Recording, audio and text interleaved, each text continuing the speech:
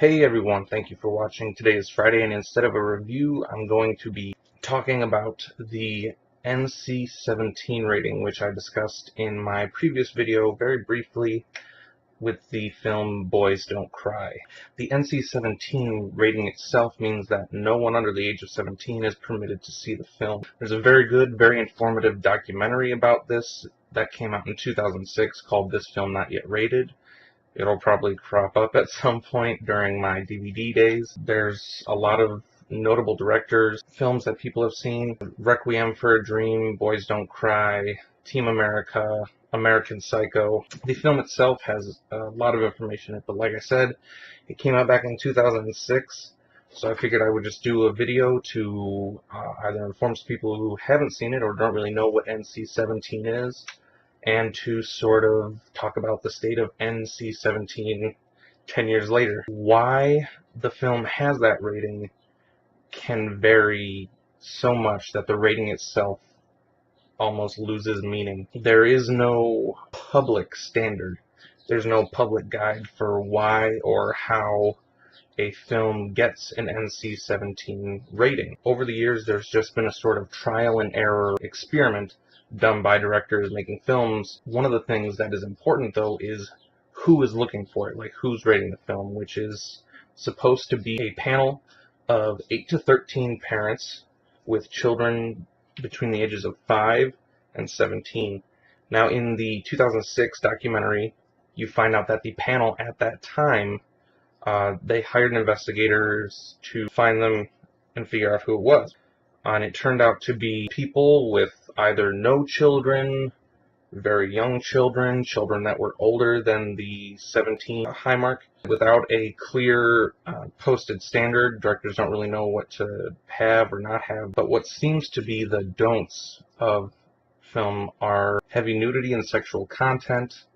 Language. Violence never really seems to be an issue with the MPAA board. And as far as the heavy nudity and sexual acts go, it's also not very clear, though it seems to be geared against women. Multiple films where it showed a female reaching climax or receiving pleasure in a non-monogamous or non-missionary style usually got an NC-17 rating, including recently the movie Blue Valentine.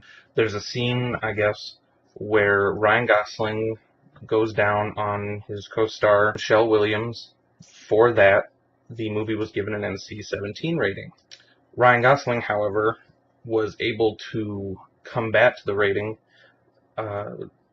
in good fashion, saying that there are plenty of films, which there are, in which a woman will go down on a man and it seems to be totally okay. The amount of time that you focus on a sexual act seems to be part of getting an NC-17 rating. They also seem to decide based on full frontal can be sort of a no-no, unless it's breasts or it's just a glimpse. Again, who's giving you the rating and exactly why you're getting it or how to avoid getting it aren't publicly known. And I believe that often the directors themselves don't always specifically hear back about why their film was given an NC-17 rating, then making it difficult to know what exactly to change.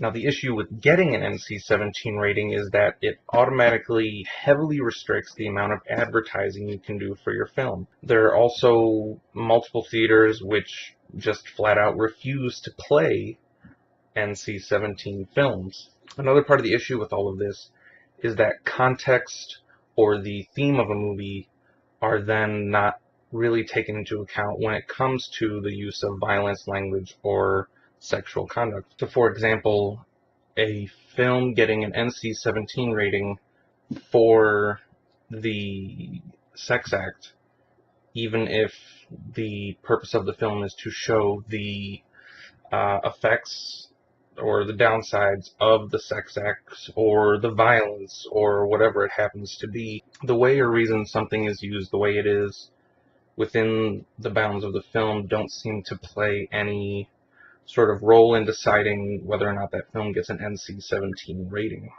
There also seems to be a trend of independent films and independent studios getting a lot less leniency as far as getting the NC-17 rating, whereas studio films, which seem to have more excessive violence, sex, and language as time has gone on, will get PG, PG-13. There have been examples of films with even very little violence, language, no sex, and have gotten the NC-17 rating that were independent, and then films that came out around the same time but were major studio films would have a lot more and just be rated R or, like I said, PG-13.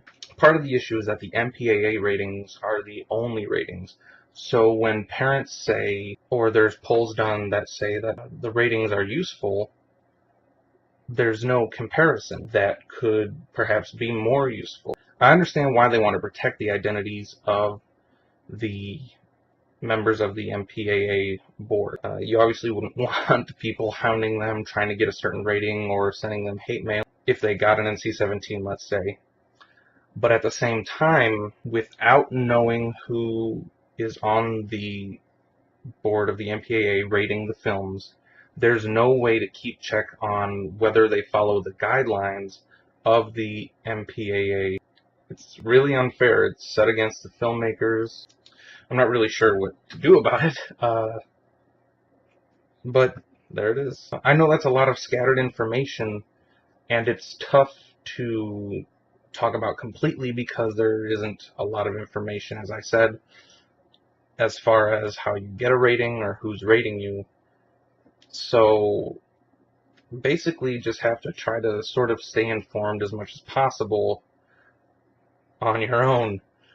There are lists online of films that have been given the NC-17 rating or currently still have the NC-17 rating. A lot of the films had to be re-edited to get rid of the NC-17 rating, which then of course changes the film itself.